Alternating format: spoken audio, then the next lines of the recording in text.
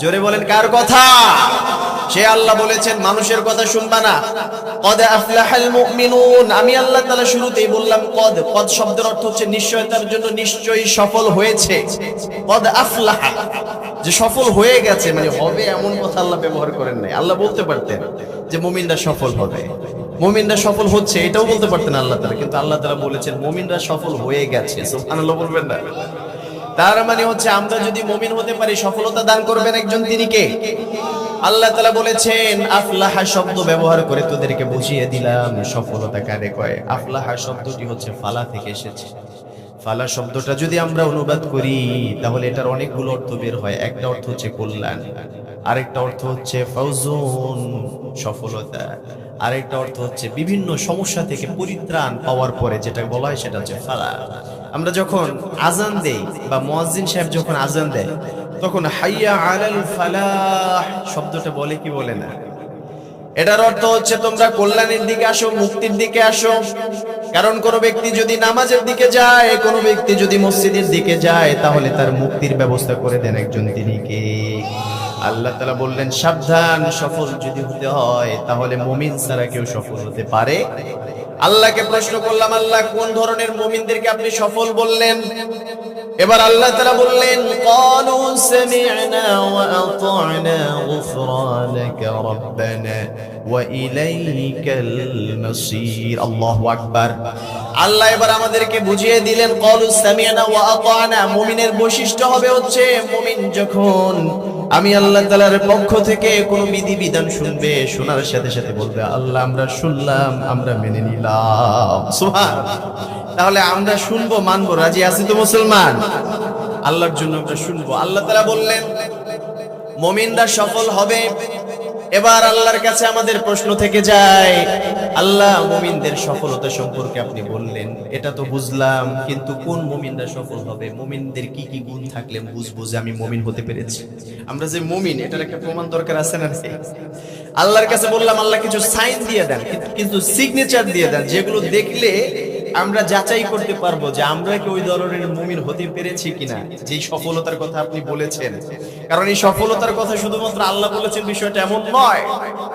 যখন আল্লাহ তাআলা জান্নাতে আদন বানালেন, সূরা তাহার আয়াতের ভিতরে আল্লাহ তাআলা বলেছেন জান্নাতু আদনিন তাজরি মিন তাহতিহাল আনহার খালিদিনা ফিহা। জান্নাতে আদনটাকে আল্লাহ তাআলা সাজালেন। আদম জান্নাত থেকে সাজানোর পরে এবার এখানে গাছ দিলেন, ফলের গাছ, ভরপুর ফলের ব্যবস্থা আল্লাহ করে দিলেন। এরপরে আল্লাহ তাআলা ওইটাকে মণিমুক্তা দিয়ে সাজালেন, নহর দিয়ে দিলেন, যা কিছু দরকার ছিল আল্লাহর মনের মাধুরী মিশিয়ে আল্লাহ তাআলা সেটাকে সাজালেন। সাজানোর পরে এবার আল্লাহ তাআলা জান্নাতকে বলল, জান্নাত রে তোরে সাজালাম, এবার তুই একটু কথা বল। আল্লাহু আকবার। জান্নাত সাথে সাথে বলে উঠল কদ আফলাহাল মুমিনুন। ও আল্লাহ, এই জান্নাত যদি আপনি মুমিনদের জন্য বানিয়ে থাকেন, আমি জান্নাত সাক্ষ্য দিলাম, এই জান্নাতটা সরাসরি যদি মুমিনরা পেয়ে থাকে তাহলে ওই মুমিনদের সফলতা কেউ ঠেকিয়ে রাখতে পারবে? এই জন্য আমরা জান্নাত চাই কি চাই না? তাহলে আমাদের মুমিন হওয়ার দরকার আছে না নাই? সেই আল্লাহ তাআলা বললেন যদি মুমিন হতে চাও, মুমিনদের প্রথম একটা বৈশিষ্ট্য থাকবে, সর্বপ্রথম বৈশিষ্ট্য সেটা হচ্ছে আল্লাযীনা হুম ফি সলাতিহিম খাশিউন। মুমিনদের প্রথম বৈশিষ্ট্য হচ্ছে যখন তারা নামাজে দাঁড়ায়, তারা বিনয়ী অবস্থায় নামাজে দাঁড়ায়। কি অবস্থায়? নাকি অহংকার করে? নামাজে গিয়ে যায় সুন্দরভাবে বুকটাকে টান করে দিয়ে আল্লাহর সামনে অহংকার করে দাঁড়িয়েছে, নামাজ কবুল হবে? আবার নামাজে যাওয়ার সময় সপ্তাহ পরে একদিন নামাজে গেলাম, সারা সপ্তাহ পরে শুধুমাত্র শুক্রবারে মুসলমান হয়ে তারপরে নামাজে গিয়েছি। যখন মুসল্লিরা সবাই আগে আগে প্রবেশ করে মসজিদের ভিতরে ঢুকে গেছে, পেছন থেকে এসে দেখলাম ইমামের খুতবা শুরু হয়ে গেছে, এখন নামাজে দাঁড়াবে। এমত অবস্থায় জুতাটাকে হাতে নিয়ে আস্তে আস্তে টুকরাতে টুকরাতে মানুষকে ডিঙিয়ে ডিঙিয়ে সামনে যায়। এমন ডাকাত আছে না নাই? ওই রকম ডাকাতি করলে আল্লাহর ঘরে বিনয়ী হওয়া যাবে? আর যদি বিনয়ী কেউ না হয় তাহলে সে কি মুমিন হতে পারবে? মুমিন হওয়ার প্রথম বৈশিষ্ট্য আল্লাহ বললেন আল্লাযীনা হুম ফি সলাতিহিম খাশিউন। মুমিন হওয়ার জন্য সর্বপ্রথম বৈশিষ্ট্য থাকতে হবে তোমাদের নামাজে বিনয়ী হতে হবে। সাহাবারা প্রথম যখন নামাজ আদায় করতেন, প্রথম তো নামাজের সম্পূর্ণ বিধানটা ওইভাবে সবকিছু তারা শিখে গিয়েছে, বিষয়টা এমন না। নবীজি সাল্লাল্লাহু আলাইহি ওয়াসাল্লাম, সবাই বলেন সাল্লাল্লাহু আলাইহি ওয়াসাল্লাম, আল্লাহর হাবিব পর্যায়ক্রমে সবাইকে অ্যাজ এ টিচার, শিক্ষক হিসেবে পর্যায়ক্রমে সবাইকে ইসলামের বিধিবিধান শিখিয়েছেন। কারণ আল্লাহ রাসূলকে আল্লাহ তাআলা দুনিয়াতে মুআল্লিম, শিক্ষক হিসেবে পাঠিয়েছেন। আল্লাহ রাসূল দুনিয়াতে এসে বললেন, বুইসতু মুআল্লিমান, আমাকে আল্লাহ তাআলা জগতের শিক্ষক হিসেবে প্রেরণ করেছেন। সুবহানাল্লাহ। আল্লাহ রাসূল সাল্লাল্লাহু আলাইহি সাল্লাম নামাজ শিক্ষা দিবেন। এর পূর্বে যখন সাহাবারা নামাজ পড়া শুরু করলেন, ওই সাহাবীরা যখন নামাজে দাঁড়ায়, কিছু কিছু সাহাবী আকাশের দিকে তাকিয়ে থাকে। কোন দিকে? এবার আকাশের দিকে তাকানো দেখে আল্লাহ বিধান নাজিল করলেন। নবীজি সাথে সাথে বললেন, ও সাহাবীরা, যখন নামাজের ভিতরে দাঁড়িয়ে যাও, নামাজে বিনয়ের দরকার আছে না নেই? বিনয় যদি হতে হয় তাহলে তোমার দৃষ্টি থাকে আকাশ দিকে না, আকাশের দিকে না তাকিয়ে তুমি স্বয়ং সিজদার দিকে তাকিয়ে থাকবা। কোন দিকে? আমরা দাঁড়িয়ে থাকি যখন নামাজে, তখন কোন দিকে তাকাই বলেন তো? আবার যখন রুকুর ভিতরে যাই তখন দুই পায়ের মাঝখানে থাকার দরকার আছে না নেই? আবার যখন আমরা সিজদায় চলে যাই তখনও তো পায়ের মাঝখানেও তাকানো যায় না, অন্যদিকে তাকানো যায় না, তখন আমরা তাকাই আমাদের নাকের দিকে। কোন দিকে? নাকের দিকে দৃষ্টি রাখি। আবার যখন বসে থাকি তখন কোলের দিকে। চার অবস্থায় চারদিকে নজর থাকে। এটা আপনারা বুঝতে পেরেছেন তো ইনশাআল্লাহ? নামাজে এদিক সেদিক তাকানো যাবে না। অনেক ভাইরা বুঝে না বুঝে এদিকে তাকায় একবার, এদিকে তাকায় একবার। নামাজ দাঁড়া রয়েছে আব্দুল কুদ্দুস, ওই দিক দিয়ে আব্দুল জব্বার যায়, দেখে কি করে, জুতা নেয় কি নেয় না। এই দিক দিয়ে আবার দেখে কে ঢুকলো না। আবার এই দিক দিয়ে তাকিয়ে দেখে তার নামাজটাকে কে কে দেখলো না। এরকম ডাকাত আছে না নাই? এরকম করা যাবে? নামাজে আমরা সোজা সুন্দরভাবে বিনয়ী হয়ে আল্লাহর সামনে দাঁড়াবো। বিনয়ী এর তাফসীরের ভিতরে মুফাসসিরিন ইকরাম তারা উল্লেখ করেছেন, বিনয়ী হওয়ার অন্যতম একটা সাইন হচ্ছে সে যখন নামাজে দাঁড়াবে তখন সমস্ত শরীরের অঙ্গ প্রত্যঙ্গগুলোকে ঢিলা করে দিয়ে দাঁড়াবে। সুবহানাল্লাহ বলবেন না? মানে ছেড়ে দিতে হবে, আমার অঙ্গটাকে আমি সুন্দরভাবে একেবারে স্বাভাবিক অবস্থায়, বুক টান করে না, সাজদার দিকে আমার নজরটা থাকলো, আমার শরীরটা আল্লাহর সামনে নতজানু হয়ে গেল। কারণ আমার সামনে দাঁড়িয়ে আছেন একজন, তিনি কে? আল্লাহ আমার সামনে উপস্থিত রয়েছেন। কারণ যখন মুমিন নামাজের মধ্যে দাঁড়ায়, সাজদা করে, আল্লাহ তাআলা বললেন আকরাবু মা, আল্লাহর রাসূল সাল্লাল্লাহু আলাইহি ওয়াসাল্লাম বললেন আকরাবু মা ইয়াকুনুল আবদু, যখন আমার বান্দা সাজদায় যায়, ওয়া হুয়া সাজিদ, তখন আমার বান্দা সবচেয়ে নিকটবর্তী হয়ে যায়। সুবহানাল্লাহ। এজন্য আমরা যখন আল্লাহর সাথে কথা বলি, নামাজ পড়া মানেই তো আল্লাহর সাথে মুনাজাত করা, কথোপকথন করা, কনভারসেশন করা। এখন আল্লাহর সাথে কথা বলা অবস্থা আপনি অন্যদিকে তাকাবেন, এটা কি আল্লাহ তাআলার একটা বরত্বের প্রশ্ন না? তাহলে আমরা আল্লাহর দিকে আদব রক্ষার্থে সুন্দরভাবে হৃদয়টাকে আল্লাহর দিকে ঝুঁকিয়ে দিয়ে নামাজে নিচে তাকালাম, শরীরটাকে ঢিলা করে দিলাম, কণ্ঠটা থাকবে নিচু। কণ্ঠটা কি থাকবে? এখানে যারা ইমাম সাহেবরা আছেন, আইম্মাতুল মাসাজিদ, আপনারা আমার চাইতে অনেক জ্ঞানী অনেক দিক থেকে, এটা আমি স্বীকার করে নিচ্ছি। তারপরেও আলোচনার প্রেক্ষাপটে অনেক কথা বলতে হয়। আমরা অনেক জায়গায় দেখা যাচ্ছে নামাজ পড়তে গেলে দুইজন মুসল্লির সামনে যদি ইমামতি করতে যাই তখন জোরে সোরে কেরাত শুরু করি। আসলে এরকম না, নামাজে কেরাতটা পড়তে হবে নরম গলায়। কি গলায়? কণ্ঠটা থাকবে নরম। যেমন আপনাদের ইমাম সাহেব কত সুন্দর তেলাওয়াত করলেন, আলহামদুলিল্লাহ বলেন। আপনাদের ইমাম সাহেবের তেলাওয়াতটা কিন্তু অনেক সুন্দর, আপনারা খেয়াল করেছেন? প্রত্যেকটা আয়াতে তিনি থেমে থেমে তারপরে তেলাওয়াত করেছেন। একটা জিনিস মনে রাখবেন, তেলাওয়াতের ভিতরে সুর বড় কথা না, বড় কথা হচ্ছে তেলাওয়াতটা সহি শুদ্ধ হলো কিনা। আল্লাহ তাআলা কি বলেছে? সুর না হলে তেলাওয়াত হবে না।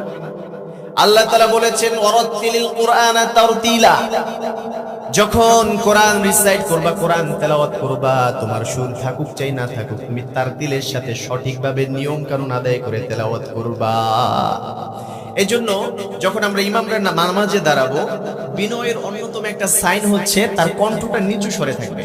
আমি ইমাম, ধরেন দাঁড়ালাম নামাজে, ইমামতি করতেছি, আমাকে খেয়াল রাখতে হবে আমার পেছনে কেমন মুসল্লি আছে, আমার কণ্ঠস্বর কেমনটা দিলে তারা সবাই মোটামুটি শুনতে পারবে, তাদের কান যেন ফেটে না যায়, মোটামুটি শুনতে পারে। এভাবে করে আমার মধ্যম আকৃতির সুর নিয়ে আমি সুন্দরভাবে নামাজটা আদায় করব। কবুল করবেন কে? আর যদি জোরে সোরে কেরাত করি তাহলে নামাজ হবে না, বিষয়টা এমন নয়। নামাজ ঠিকই হয়ে যাবে, কিন্তু কণ্ঠটা নিচু রাখার দরকার ছিল। কণ্ঠটা অনেক বেশি উঁচু করে নামাজ আদায় করা এটা আসলে উচিত না। তবে হ্যাঁ, কেউ যদি অনেক জোরে, কণ্ঠ অনেক বড়, সেটা বিষয়টা আলাদা, কিন্তু আপনার কণ্ঠে নরমত্ব থাকতে হবে। আবার নামাজে যখন আমরা দাঁড়াই তখন দেখা গেছে অনেক ভাইয়েরা নামাজের ভিতরে হুকুর হাকুর কাশে, আছে না নাই? নামাজও পড়ে আবার হাই তোলে আর বলে আল্লাহ।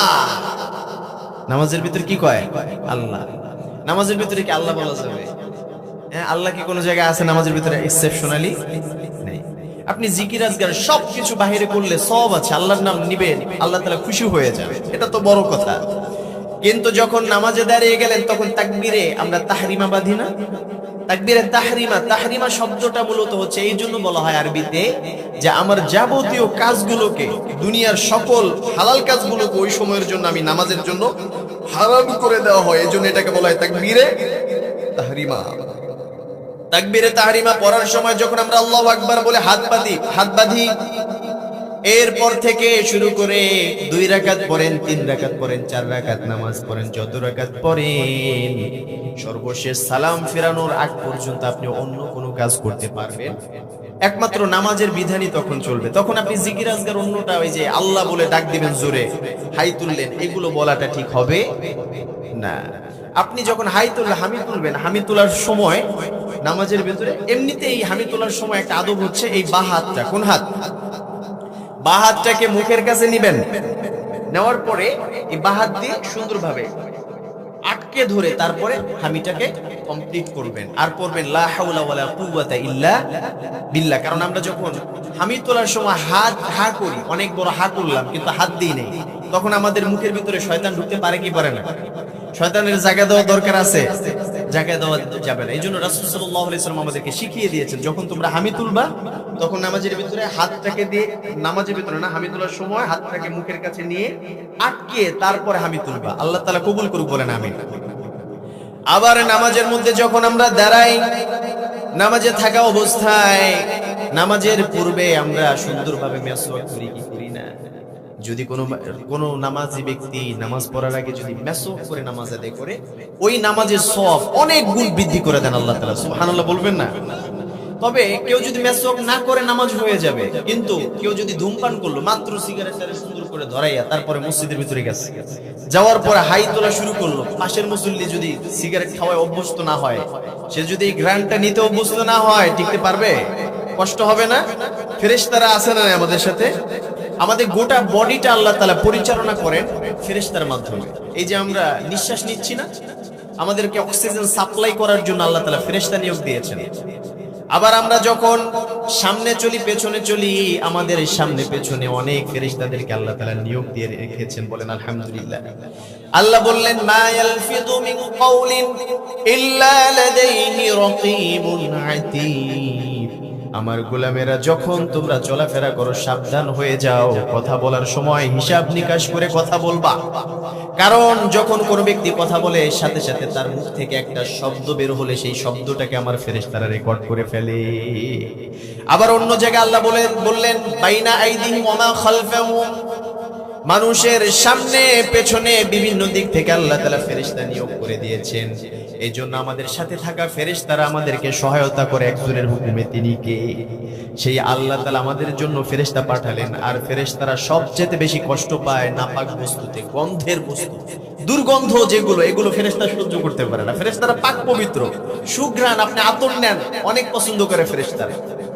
আপনি আপনার ময়লাটাকে ধুয়ে ফেলেন, যখন আপনার মুখের মধ্যে যদি ধূমপান করার কারণে গন্ধ হয়ে যায়, তখন ফেরেশতারা কষ্ট পায়। আর ফেরেশতারা কষ্ট পায়, এটা আল্লাহ তাআলা চায় না। তাহলে নামাজে দাঁড়ানোর আগে যারা ধূমপান করেন তারা সুন্দরভাবে মুখটাকে পরিষ্কার করে তারপরে নামাজে দাঁড়াবেন। করা যাবে না ইনশাআল্লাহ? আচ্ছা, এরপরে আল্লাহ তাআলা এজন্য বললেন আল্লাযীনা হুম ফি সালাতিহিম খাশিউন, ওই ব্যক্তিরা মুমিন যাদের নামাজের ভিতরে তারা বিনয়ী। তাহলে আমরা নামাজের ভিতরে বিনয়ী হতে পারবো ইনশাআল্লাহ? মনে মনে অনেকে চিন্তা করে, হুজুর নামাজে বিনয়ী হওয়া তো দূরের কথা, নামাজ দিতে পারি না। আছে না নাই? নামাজে বিনয়ী তো নামাজে অ্যাটেন্ড করলে পরে না বিনয়ী হবে, নামাজে ধারে কাছে যায় না, বিনয়ী হওয়া যাবে? এই জন্য একটা জিনিস মনে রাখতে হবে, এই পৃথিবীতে আল্লাহ তাআলা আপনাকে আমাকে এখন সবচেয়ে বড় বিগ অপরচুনিটি, সবচেয়ে বড় অফার দিয়েছেন যে নামাজ এখন পড়। সবার সক্ষমতা আছে, চাইলে আমরা সিজদা দিতে পারি না?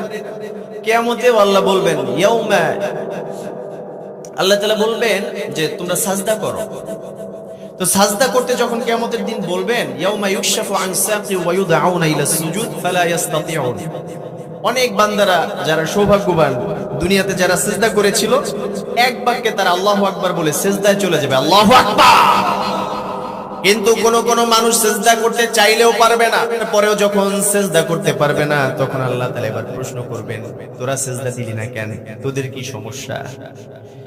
চোখটা নিচু হয়ে যাবে। ইয়াউমা ইউকশাফু আন সাকিন ওয়া ইউদআউনা ইলা সুজুদি ফালা ইস্তাতিউন খাশিআতান আবসারুহুম তারহাকুহুম যিল্লা।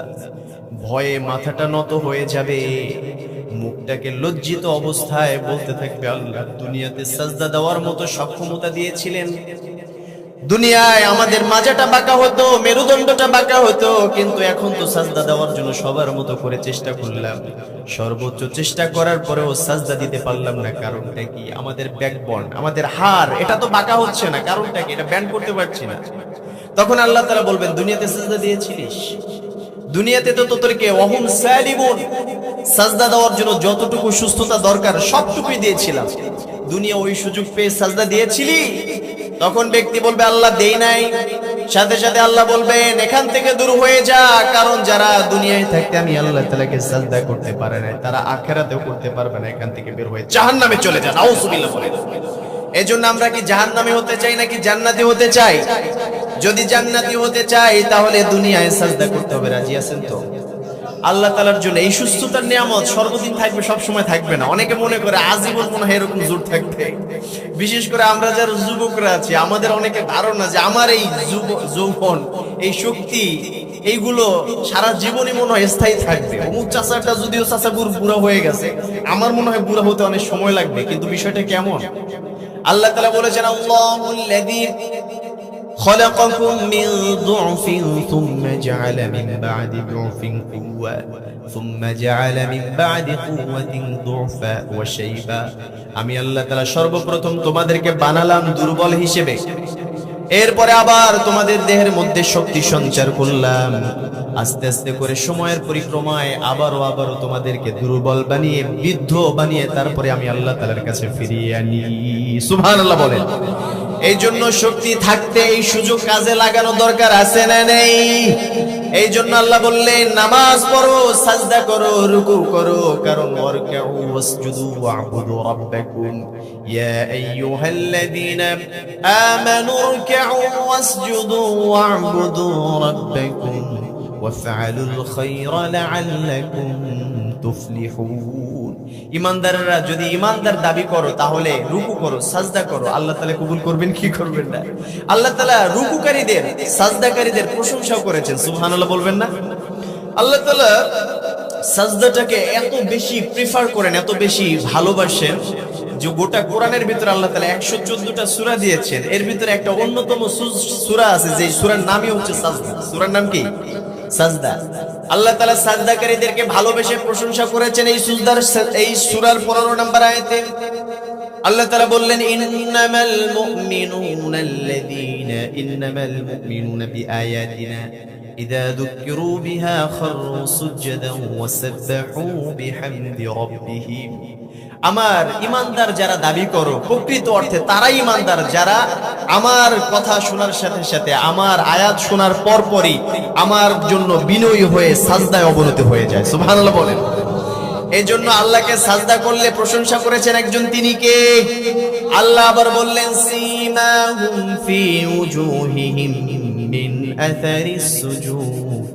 আমার বান্দারা যখন সাজদা করতে করতে তাদের একটি বৈশিষ্ট্য হলো সীমাহুম, তাদের চেহারার মধ্যে সাজদার একটা সাইন দিয়ে দেয়। আল্লাহ বললেন তাদের চেহারার মধ্যে সাজদার চিহ্ন পড়ে যায়। চিহ্নটা পড়লে কতটুকু লাভ আমরা দেখি আসেন। যেই ব্যক্তি একবার সাজদা করেছে ইমানদার অবস্থায়, কিয়ামতের ময়দানে আল্লাহ তাআলা জান্নাতীদেরকে জান্নাতে নিয়ে যাবেন, জাহান্নামীদেরকে জাহান্নামে নিয়ে যাবেন। এমন অবস্থায় ফেরেশতাদেরকে বলবেন, ফেরেশতারা আর কেউ কি বাকি আছে? বলবে, আল্লাহ কেউ বাকি নাই। আল্লাহ তাআলা এবার বলবেন, আমি জান্নাতীদেরকে জান্নাত দিলাম, এটা আমার আনন্দের বিষয়। সুবহানাল্লাহ বলবেন না? আল্লাহ কি চায় যে আমরা জাহান্নামী হই? এত যত্ন করে আল্লাহ বানিয়েছেন আল্লাহ তাআলা আমাদেরকে জাহান্নামী হওয়ার জন্য না, জান্নাতি হওয়ার জন্য? আল্লাহ তাআলা বলবেন ফেরেশতাদেরকে, ও ফেরেশতারা, আমার গোলামদেরকে আমি এত আদর যত্ন করে দুনিয়াতে পাঠিয়েছিলাম, সব কিছুর ব্যবস্থা করেছিলাম জান্নাতি হওয়ার জন্য, জাহান্নামী হওয়ার জন্য নয়। জাহান্নামে যে গোলামগুলো চলে গেছে ওদের কাছে যাও, গিয়ে এবার দেখো তাদের হৃদয়ের মধ্যে, যাদের হৃদয়ের মধ্যে ছিটে ফোঁটা ইমানের ফোঁটা পাওয়া যায়, সরিষা পরিমাণ ইমান পাওয়া যায়, যার্রা পরিমাণ ইমান পাওয়া যায়, তাদেরকে বাছাই করে করে জাহান্নাম থেকে জান্নাতের দিকে নিয়ে আসো। সুবহানাল্লাহ বলবেন না?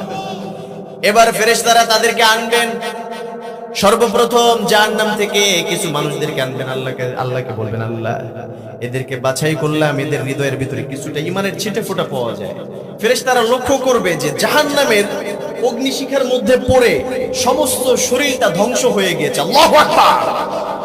একমাত্র শরীরের একটা মেজর অংশ, আমাদের যে চেহারাটা রয়েছে, যারা ইমানদার অবস্থায় একবার আল্লাহকে সাজদা করেছে, এই চেহারাটা যা আল্লাহর সামনে যারা নত করেছে, তাদের এই চেহারাটা পুরবে না। সুবহানাল্লাহ বলবেন না? ফেরেশতারা এবার বলবে, আল্লাহ সমস্ত দেহটা, বডিটা পুরে ছাই হয়ে গেল, কিন্তু চেহারাটা যে পুরলো না, কপালটা যে পুরো বাকি রইলো, এটা কি হয়েছে? তখন আল্লাহ তাআলা বলবেন, ফেরেশতারা আমার এই গোলামরা সাজদা দিয়েছে, যে ব্যক্তি সাজদা দিয়েছে ইমানদার অবস্থায়, ওই ব্যক্তির কপাল কখনো পুড়তে পারে না। সুবহানাল্লাহ বলেন। এই জন্য আমরাও যদি জাহান্নাম থেকে বাঁচতে চাই, সাজদা দেওয়ার দরকার আছে না নেই? আল্লাহ তাআলা আমাদের সবাইকে নামাজি হিসেবে, বিনয়ী নামাজি হিসেবে কবুল করুন। সবাই বলে আমিন। আলী রাদিয়াল্লাহু তাআলা আনহু, আল্লাহর হাবিব সাল্লাল্লাহু আলাইহি ওয়াসাল্লামের সাথে আল্লাহর নবী এক সাহাবীর দিকে তাকিয়ে রইলেন, অবলোকনে ওই সাহাবী নামাজ আদায় করতেছে। আল্লাহর হাবিব সাল্লাল্লাহু আলাইহি ওয়াসাল্লাম লক্ষ্য করলেন, নামাজের মধ্যে সাহাবী সুন্দরভাবেই নামাজ আদায় করছিল। হঠাৎ ওই লোকটা নামাজের ভিতরে এরকম করে দাড়িটাকে এরকম করে নাড়াচাড়া করছে। এরকম অনেকের অভ্যাস আছে না, নামাজের ভিতরে এরকম করতেছে, কিন্তু এটা তো নামাজের কোনো বিধান না। তখন আল্লাহ রাসূল সাল্লাল্লাহু আলাইহি ওয়াসাল্লাম ওই ব্যক্তি সম্পর্কে মন্তব্য করতে গিয়ে বললেন যে লাউ খাশআ কলবুহু লা খাশআ জাওয়ারিহুহু, যদি ওই ব্যক্তির হৃদয়ের ভিতরে খুশু থাকতো, অর্থাৎ বিনয় থাকতো, তাহলে তার চেহারার মধ্যে, তার বডির মধ্যেও সেটার সাইন পড়ে যেত। সুবহানাল্লাহ বলবেন না? তার মানে হচ্ছে আমার হৃদয় থেকে যদি আল্লাহকে ভয় করি, তাহলে এরকম কেউ নামাজের ভিতরে হেলাধুলা করবে, এদিকে এদিকে করবে? নামাজের ভিতরে যদি বডিটাকে পশ্চিম দিকে, কিবলা দিকে, আর কি আমাদের বডিটা কিবলা দিকে থাকার দরকার না? এখন যদি এরকম হেলাধুলা করি, তাহলে কিবলা থেকে যদি অন্য দিকে চলে যায়, নামাজই তো ভেঙে যাবে। কি বলেন আপনারা? নামাজই তো থাকবে না। এই জন্য নামাজের ভিতরে এদিক সেদিক কোনো কাজ করা যাবে না, অতিরিক্ত কিছু করা যাবে না। অনেক কষ্ট হলে এক হাত দিয়ে সেটা সমাধান করার চেষ্টা করতে হবে, সংক্ষিপ্ত ভাবে, সেটাও লং করা যাবে না। চুলকানি আইছে, 3টা চুলকানি দেওয়া যায়, একটা দিলেও হয়ে যায়। কয়টা দিন? হ্যাঁ, 5টা 6টা মজা লাগে, এই জন্য না, একটা দিতে হবে। একটা দিয়ে ওইটারে নিবারণ করে ধৈর্য ধরে নামাজে আল্লাহর জন্য ধৈর্য ধরতে হবে, ধৈর্যের পরিচয় দিতে হবে। কারণ ধৈর্যশীলদেরকে পছন্দ করেন একজন, তিনি কে? সেই আল্লাহ তাআলা বললেন, যদি মুমিন হতে চাও, আল্লাযীনা হুম ফি সালাতিহিম খাশিউন, তাহলে নামাজের মধ্যে বিনয়ী হওয়ার দরকার আছে না নেই? এরপরে আল্লাহকে প্রশ্ন করলাম, আল্লাহ নামাজের কথা বুঝলাম, নামাজে বিনয়ী হলাম, এখন মুমিনের আর কোন বৈশিষ্ট্যের দরকার আছে নাকি? আল্লাহ তাআলা এবার বললেন, হ্যাঁ, আরো কয়েকটা বৈশিষ্ট্যের দরকার আছে। এরপরে আল্লাহ তাআলা বললেন, ওয়াল্লাযীনা হুম আনিল লাগwi মুরিদুন, মুমিন ব্যক্তির আরেকটা বৈশিষ্ট্য হবে, সে অতিরিক্ত অপ্রয়োজনীয় কথা কাজ থেকে বিরত থাকবে। সুবহানাল্লাহ। অপ্রয়োজনীয় কথাবার্তা বলা, এটা আমাদের দ্বারা মানায়? ইমানদার ব্যক্তি সবসময় সেনসিটিভ হয়, তার মেধা সবসময় এইটা কাজ করবে যে সে যখনই যেই সময়টাকে ইনভেস্ট করবে, হয় সেটা তার নিজের উপকারের জন্য, না হলে মানুষের উপকারের জন্য। কিন্তু অকল্যাণে, যেখানে কোনো কাজের না, তারপরে সেখানে সময় নষ্ট করা, এটা আল্লাহ তাআলা চায়। কারণ এই সময়টা মূল্যবান সময় না আমাদের জীবনে। গোটা জীবনে কয়দিন বাঁচি আমরা? দেখেন, একটু চিন্তা করেন, 60 বছর, অনেকে তো এর আগেই শেষ হয়ে যায়। তারপরে যদি গড় হিসাব করি 70, এর বেশি মানুষ পাওয়া যায় না সাধারণত। এতটুকু জীবনের মধ্যে প্রথম বালেগ হতে হতে, নামাজ শুরু করতে করতে, আল্লাহ তাআলার বিধান পালন করা শুরু করতে করতে একটা লং টাইম চলে যায়। এরপরে প্রতিদিন আমরা যে ঘুমাই, আপনারা কি ঘুমান না?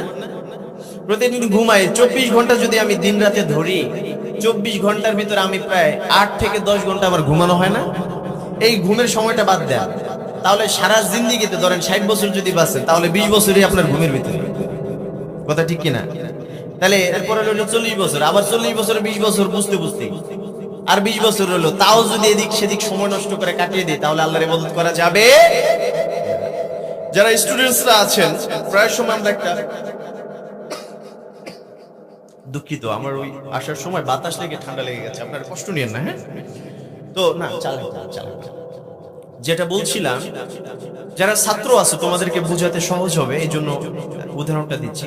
পরীক্ষার হলের মধ্যে যারা থাকে তারা ওই অবস্থাতে যদি আধা ঘন্টা সময় থাকে পরীক্ষার জন্য, ধরে নিলাম, এই আধা ঘন্টার ভিতরে সে কি এদিক সেদিক সময় নষ্ট করে নাকি লেখাজোকা করে? আমাদের সাথে একটা ছাত্র ভাই ছিল ঢাকা ইউনিভার্সিটিতে, ও মাস্টার্স করেছে। তো ও দেখতাম যখন কলেজ লাইফে দেখতাম ও মানে রেজাল্ট খুব একটা ভালো করতো না, কিন্তু ওই পরীক্ষার হলে প্রচুর পরিমাণে লুজ নিত। কিছুক্ষণ পর পর স্যার খাতা লাগবে কাগজ লাগবে, তো স্যার তো মনে মনে চিন্তা করছে খুব ব্রিলিয়ান্ট, কিছুক্ষণ পর পর এত লেখাজোকা করে, আমরা অবাক হয়ে যেতাম। এত কি লেখে, সারা বছর পড়ে না, টেস্ট পরীক্ষা ফেল করে, এত লেখে কি লেখে আসলে? একদিন প্রশ্ন করলাম, বুঝতো তোর রেজাল্ট তো ভালো হয় না, তুই এত কি লেখোস? তো বললো যে পারি আর না পারি সময় নষ্ট করে লাভ কি, যা পারি লেখি, এর ভিতরে তোর স্যার খুশি 1 নাম্বার দিলেও তো দিব। কথা বুঝতে পারছেন? সুতরাং আমাদেরকে এরকম কেয়ারফুল হতে হবে, সময় নষ্ট করা যাবে।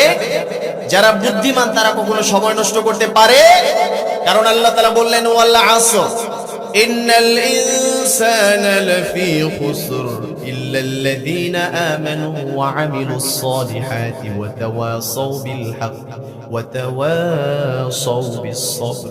আল্লাহ বললেন যে ওয়াল আসর, সময়ের কসম, সব মানুষ, গোটা মানব জাতি ক্ষতিগ্রস্ত। আল্লাহু আকবার বলবেন না? খুসরান শব্দ থেকে খুসুর শব্দটা এসেছে। খুসরান অর্থ কেমন ক্ষতিগ্রস্ত দেখেন, আরবিতে লোকসান অর্থ ক্ষতি। লোকসান অর্থ হচ্ছে যেমন ব্যবসা যারা করেন, এই যে এই বাজারে তো ব্যবসায়ী আছে অনেক, এটা বুঝবেন আপনারা। লাভের বিপরীত হচ্ছে লোকসান।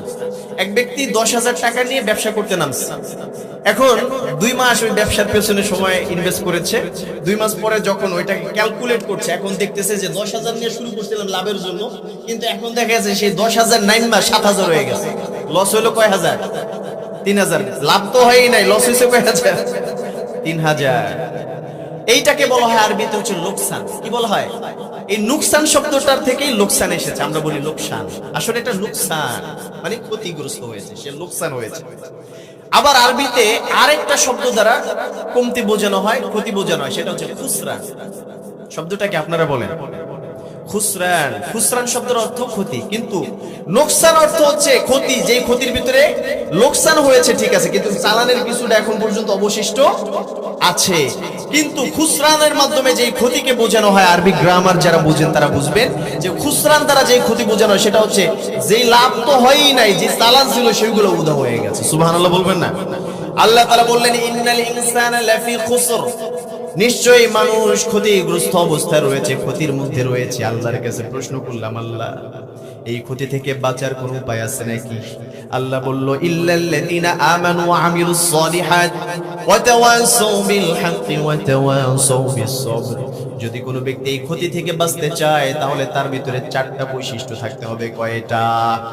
আল্লাহ বললেন যদি ওই ব্যক্তি ঈমান আনা অবস্থায় ভালো কাজ করে এবং মানুষদেরকে ভালো কাজের দিকে আহ্বান করে, সত্যের আহ্বান করে এবং মানুষদেরকে ধৈর্যের উপদেশ দেয়, এই 4টা কাজ করলে যদি সময়টাকে কাজে লাগিয়ে 4টা কাজ করতে পারে, তাহলে তারা সবাই এই ক্ষতিগ্রস্ততা থেকে বেঁচে যাবে। সুবহানাল্লাহ। এজন্য আমরা ক্ষতি থেকে বাঁচতে চাই না ভাই, তাহলে সময় নষ্ট করা যাবে না। অবলীলায় অপ্রয়োজনীয় কাজ, কথার ভিতরে সময় ইনভেস্ট করা যাবে না। এখন বলতে পারেন এখানে আল্লাহ তাআলা বলেছেন ওয়াল্লাযীনা হুম আনিল লাগওয়ি মুরিদুন। লাগওয়ি শব্দটা এই শব্দ দ্বারা বোঝানো হয় যে অযথা একজনের গীবাত শিকায়ত করলাম, এটা কি আমার কোনো কাজের? মানুষের পরচর্চা করলাম, মানুষের দোষ ত্রুটি খুঁজতেছি, এটা কি কোনো কাজের? এই অকাজে সময় নষ্ট করতে আল্লাহ নিষেধ করেছেন। এবং এইগুলো যারা বলে তাদের কাছেও যাওয়া যাবে, এগুলা দেখলে আস্তে করে কেটে পড়তে হবে। এক জায়গায় দেখলেন 2 জন মানুষ বসে আছে, আমার কথা আপনারা বুঝতে পারছেন? কারা কারা বুঝতে পারছেন হাত তুলে তো দেখি। লিল্লাহি তাকবীর। আল্লাহ কবুল করুক। হাত নামান। একটু ডিস্টার্ব করি আপনাদের জন্য, এই জন্য মাঝে মাঝে অ্যাক্টিভ থাকতে হয়, না হলে আমার কথাগুলো আপনারা নিতে পারবেন না, হারিয়ে ফেলবেন। তাফসীর না বুঝলে আপনি যতই শুনেন, বাড়িতে যদি না নিয়ে যেতে পারেন কোনো উপকারিতা থাকবে? তাহলে মানুষের পরচর্চা করে, মানুষের দোষ ত্রুটি খোঁজাখুঁজি করে কোনো উপকার পাওয়া যায় না। আল্লাহ রাসূল সাল্লাল্লাহু আলাইহি ওয়াসাল্লাম বলেছেন, মানুষের গোপনীয়তা তালাশ করো না, দোষ ত্রুটি তালাশ করো না। তুমি যদি তোমার মুসলমান ভাইয়ের দোষ ত্রুটি গোপন রাখতে পারো, মান সাতারা মুসলিমান সাতারাহুল্লাহু ফিদ দুনিয়া ওয়াল আখিরাহ, কেউ যদি কোনো অপর মুমিন ব্যক্তির দোষ ত্রুটি গোপন রাখে, জানে, ফ্লাশ করে না, ওটাকে গোপন রাখলো, আল্লাহ তাআলা কিয়ামতের দিন এবং দুনিয়াতে তার দোষ ত্রুটিকে গোপন রাখবেন। সুবহানাল্লাহ বলবেন না? এই জন্য আল্লাহর রাসূল আমাদেরকে গোপনীয়তার শিক্ষা দিয়েছেন। একজন মুমিনের কাছে অন্য আরেকজন মুমিনের ইজ্জতটা হচ্ছে আমানত স্বরূপ, সেই আমানতকে রক্ষা করাতে হবে, সেটাকে নষ্ট করা যাবে